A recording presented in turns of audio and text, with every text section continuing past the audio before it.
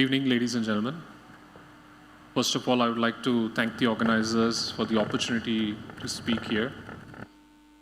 I'm here to talk about the topic of Metaverse. I'm sure there are a number of people in this room who have heard about the term Metaverse, have experienced it firsthand, maybe have children who are using games like Fortnite and therefore know firsthand what Metaverse is. And there are also, I'm sure, a bunch of us who have heard the term Metaverse but have really wondered what this is. I have a simple definition for Metaverse.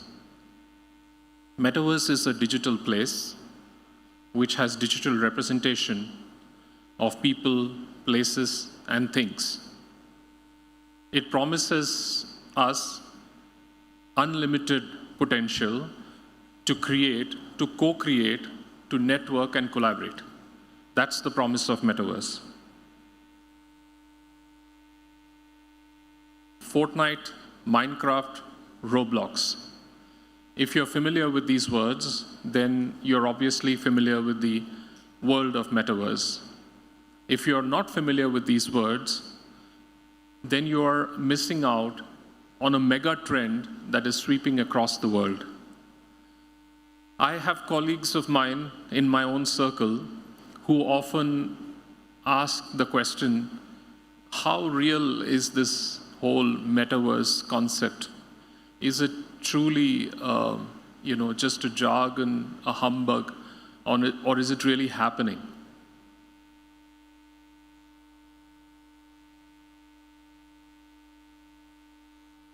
If you take a look at some graphs here, this I have pulled out of the internet. Roblox, Fortnite, these are some of the leading Metaverse platforms. They have 200 to 400 million users on them. Daily usage of 20 to 30 million users. When you have an ecosystem which has 200 to 400 million users, which is more than the population of many countries in this world, then you have an ecosystem where you have a potential marketplace, where brands can come and obviously showcase and do commerce in this particular marketplace. So there is a huge potential. And if you see, it is actually a rising trend. It's not stagnating. It is continuing to increase. And it is said that the entire Metaverse space is potentially going to be a $1 trillion economy in 2030. Where did this begin? For me personally, the first time I came across Metaverse was in early 2000, when we heard about Second Life. The founder is a gentleman, Philip Rosedale, son of a pilot and an English teacher, who in my mind, again, is a visionary, was ahead of his time. He founded a company called Linden Labs, and Linden Labs had this platform called Second Life. Second Life was everything that you would think of from a Metaverse standpoint. It actually had a simulation software where you could log in and create your own avatar. Your friends could create their own avatar. You could actually interact on this platform even 20 years ago when the computing power was still fairly rudimentary compared to what we have today. And in this platform, you could do commerce. You could actually go buy things, which was on the virtual world. I came across an interesting statistic that in a 10-year period on Second Life, people spent $2 to $3 billion actual money on this platform and spent thousands of hours. You can actually, and back in the days, they had something called Linden dollars on the Linden on Second Life, and it was something like a few cents of real money would actually buy you a Linden dollar. You could buy clothes to spending hundreds of dollars to buying actually a digital real estate property. But this was like way ahead of time. Where are we today? Today, Metaverse is sprawling. There are a huge number of companies which are investing into this space. I can actually bracket them into different categories.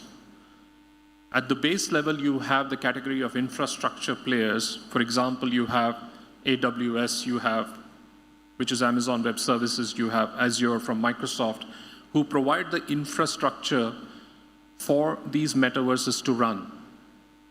Then you have software companies like Unity and Unreal Engine who provide the software for you to build these metaverses. So, for example, you have Fortnite, you have Decentraland, these run on Unity and Unreal Engine. And then you have capability to build applications on this. And then you have the economy of companies which are providing you things like VR glasses, like Oculus, which is a part of Meta now, which provides you the VR glasses to get an immersive experience. This is really exploding. As you know, and everybody would have probably heard, Facebook renamed itself Meta. When Facebook renamed itself Meta is when a lot of us actually sat down and sat up and took notice, saying that something really happening in the meta world. They renamed themselves Meta because they obviously see this becoming the next big trend. They are also working on two specific products. One is called Horizon Workrooms. So everybody in the last 2 years would have used Zoom. Horizon Workrooms is a very advanced form of that kind of platform. So in Horizon Workrooms, you can actually have a virtual room where you have your avatar along with your avatars of other colleagues communicating. You are looking at a desktop of your colleague. You're using digital whiteboards to actually use your marker and have discussions. You actually can have a full-fledged discussion in these workrooms. Horizon World as Meta, you can see some promo videos of Horizon World, and it's very impressive. They talk about a world which has unlimited potential, like what we talked about earlier. Ability to create, co-create, gives you the ability to collaborate, network. It's just amazing, very powerful. If you get a chance, you should look up their video online on Horizon Worlds. It's amazing. Metaverse is big. There's no doubt about it. Microsoft spent $80 billion to buy Activision because they believe this is really, really important. There are many things that's happening on the meta world. So Sandbox, for example, is a meta world. On Sandbox, you have had Warner Music Group launch their musical virtual concert. There are more such things. You have brands like Gucci having their, having their store on Meta World. You have Nike launching their products on Meta World, movies being launched on Meta World, and so on. So if you really go back to that aspect that if I have an ecosystem of 300 or 400 million people in one place, then you have a powerful marketplace where you can actually sell and your products and your brands. So if you really broadly look at it, there are two worlds here. One is the world of the metaverse creators. These are the people who provide you that platform. So you have Decentraland, you have Epics of the world. You don't have to worry about building those platforms. You can actually go and build your applications on those platforms. So you have the metaverse creators, and then you have the experience creators. Most of us from the industry would belong to the experience creators world. That's where you build your applications. Now you might ask, what applications should we be building? Let me give you an example. Let's say you are a retail brand and you own a flagship store in an iconic building, let's say on Residency Road, right? Now you have fans of your brand all around the world. You can actually create a virtual presence of that showroom or that flagship store in the meta world, so that anybody in the world who is a fan of your brand can have the experience of literally walking through that flagship store on the meta world. In fact, you can go to the point of saying, I can actually sell goods in that particular store, which can be shipped in the physical world, so they can actually receive the goods. In some sense, we call that shifting of the experience. There is another category of experience that you can deliver. As an example, let's say you have a brand ambassador who's very, very popular. You can actually create an experience on the meta world where the brand ambassador interacts with the fans. You can also create an experience where you have an avatar which is AI-enabled and mimics the brand ambassador and provides interaction with the fans. So there are many things that is possible, but the whole idea is you segregate the meta creator and the experience creator, and most of us from the industry actually focus on the experience creator part of the business. How this might pan out for your enterprise. To explain this, let me use the next slide. So Infosys has something called a Meta Foundry. Foundry is a place where you build things. What we do at Infosys is we have created a bunch of accelerators and tools which help our clients to quickly build something on the metaverse. Typically, when a company talks to us about metaverse, the conversations often start with the question about what really is metaverse. And then it progresses along. Customers ask us, okay, I think I get an idea of what is metaverse. What is my industry doing on a metaverse? What is my competition doing in metaverse?